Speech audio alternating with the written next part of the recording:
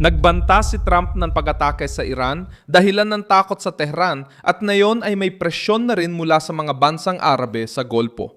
Ngayong Martes, ika-11 ng Mayo 2026 ang Qatar, Saudi Arabia, United Arab Emirates, Kuwait at Bahrain ay pumasok na sa sentro ng krisis. Matapos nilang balaan na hindi dapat hilahin ng Revolutionary Guard ang rehiyon sa digmaang pinapagana ng pananakot, misil, drone at takot sa langis at enerhiya. Pinigil ni Trump ang pag-atake ng ilang araw, ngunit hindi umatras. Inihanda niya ang militar ng US, pinanatili ang banta sa Tehran at pinilit ang rehimen ng Iran sa mahirap na realidad. Maaring magkunwaring malakas ang teroristang gwardiya. Pero ngayon, alam nilang ang anumang pag-uudyok laban sa Washington ay maaaring maglayo sa kanila, sa mga Arabong kapitbahay na ayaw maging panangga ng Iran. Ikukuwento ko yan, pero siguradong gugustuhin mong mag-subscribe sa channel para laging updated sa real-time na impormasyon at dekalidad na pamamahayag. Sa kredibilidad, Milson Alves. Huling nagkaisa ang mga bansang Arabo sa Gulpo kontra Iran noong digmaan ng Iran at Iraq. Sa pagitan ng 1980 at 1988. Noong sinuportahan ng mga pamahalaan sa Gulpo ang Baghdad para pigilan ang pagkalat ng Rebolusyong Islamiko ng Iran, iniulat ng Royal Institute of United Services na pinundohan ng mga Arabo sa Gulpo ang pagsisikap ng Iraq sa digmaan.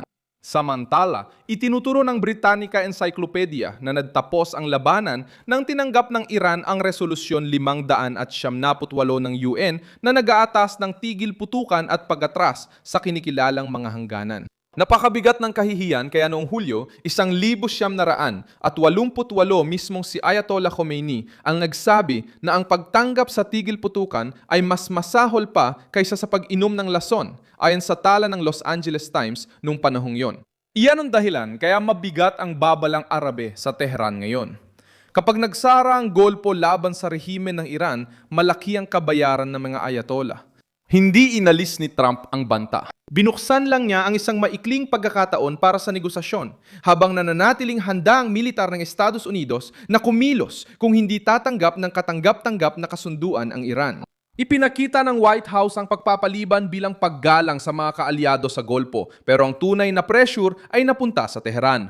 Kapag humihiling sa Washington na maghintay muna ng ilang araw ang mga lider Arabo sa Washington, sinasabi rin nila sa Iran na ayaw ng rehiyon madamay sa padalos-dalos na hakbang ng revolusyonaryong gwardiya.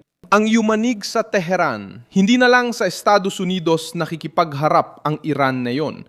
Ngayon, kailangan na rin itong tingnan ang Qatar, Saudi Arabia, United Arab Emirates, Kuwait at Bahrain. Mga bansa na ayaw makita ang kanilang mga refineria, terminal ng gas, mga daungan, paliparan at mga pasilidad militar na maging target ng ganting atake. Sinubukan ng revolusyonaryong gwardiya na gawing kapangyarihan ng banta, pero natakot pa rin pati mga kapitbahay na dating bukas sa pag-uusap.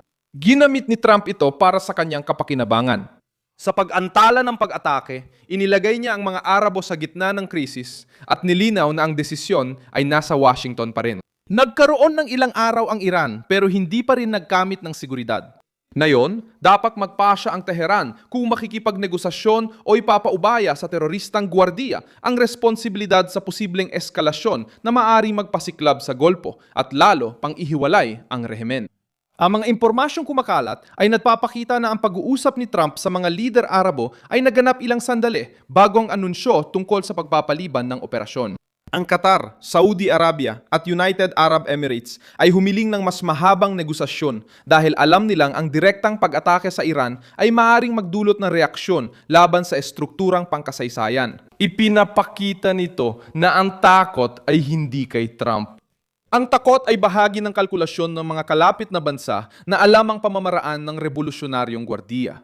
Kapag humihina sila sa tuwirang komprontasyon, gumagamit sila ng mga milisya, mga drone at mga misil para magdulot ng pinsala. Hindi maaaring balewalain ang bigat na pampulitika ng revolusyonaryong gwardiya ng Iran. Noong 2011, mismong gobyerno ni Trump ang nadeklara sa puwersang ito at komunistang puwersa bilang dayuhang teroristang organisasyon na tinukoy ng Washington bilang galamay ng rehimen. Mula noon, itinuring na ng Estados Unidos ang grupo bilang sentrong bahagi ng makinarya ng Iran sa pananakot sa rehiyon. At ito rin ang estrukturang nasa sentro ngayon ng babalang Arabe. Nais ng Guardia na mapanatili ang impluensya nila sa Lebanon, Yemen, Iraq at iba pang mahahalagang lugar. Para sa mga bansa sa Gulpo, ibig sabihin nito ay mamuhay na laging may posibilidad ng hindi direktang pag-atake, sabotahe, banta sa enerhiya at kawalang tatag. Tumindi ang presyon matapos harapin ng United Arab Emirates ang drone attack kaugnay ng tensyon malapit sa Baraka Nuclear Plant, ayon sa ulat ng International Atomic Energy Agency. Ipinapakita ng insidenteng ito kung bakit nagmamadali ang mga Arabo para maiwasan ang mas malaking pagsabog. Alam nila na hindi kailangang manalo ng Iran sa konbensyonal na digmaan para makapinsala. Kailangan lang nilang gumamit ng presyon at subukang gawing bihag ang reyon. Napansin ito ni Trump at inilagay niya ang rehimeng Iranian sa mahirap na pagpipilian. Kung magmatigas sila, mawawala ang kwento nilang biktima at magmumuka silang banta sa mga kapitbahay nilang Muslim. Kung umatake sila, maaring maitulak ang mga bansang Arabo na lalo pang makipag-ugnayan sa Washington. Hindi lang takot sa militar ng Amerika ang sanhi ng pagkataranta sa Tehran. Nagmumula ito sa posibilidad na ang revolusyonaryong gwardiya ang maituring na salik na nagbabanta sa buong katatagan ng Golpo. Samantala, sa loob ng Estados Unidos, ang mas mahigpit na mga kaalyado ni Trump ay nananawagan ng mas mabigat na tugon laban sa rehime ng Iran. Ang ganitong banta at maikling panahon ay naglilimita sa kilos ng gwardiya.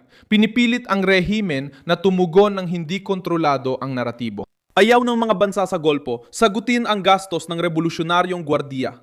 Ayaw nilang gawing panangga ang kanilang mga lungsod, maging target ang mga base o masira ang pamilihan dahil sa krisis sa enerhiya mula Teheran. Ang huling babala sa praktika ay para sa teroristang gwardiya.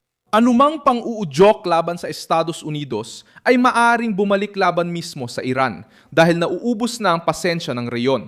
Nakakakuha si Trump ng puwang sa politika bilang leader na kinig muna sa mga kaalyado bago kumilos. Pinipigilan niya ang pag-atake pero hindi inaalis ang banta. Nagbigay siya ng ilang araw para sa negosasyon pero handa pa rin ang pamunuang militar. Pinapayagan niyang subukan ng mga Arabo na maiwasan ang pagsabog. Malinaw niyang sinabing hindi papayagan ng Iran na ipagpatuloy ang ambisyong nuklear, pananakot sa reyon at paggamit ng mga armadong milisya.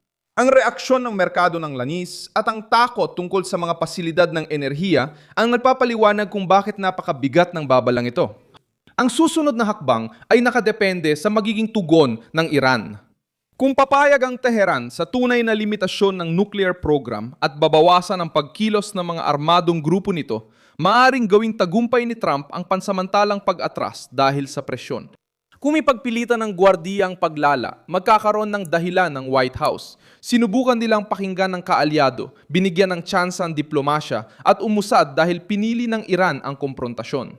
Ako si Milson Alves, internacionalista at layunin kung bigyan ka ng tamang impormasyon araw-araw. Ang mga news link ay nasa video description. I-like ang video, mag-subscribe sa channel at tingnan ang mga komento para maging mas aktibo sa komunidad ni Milson Alves.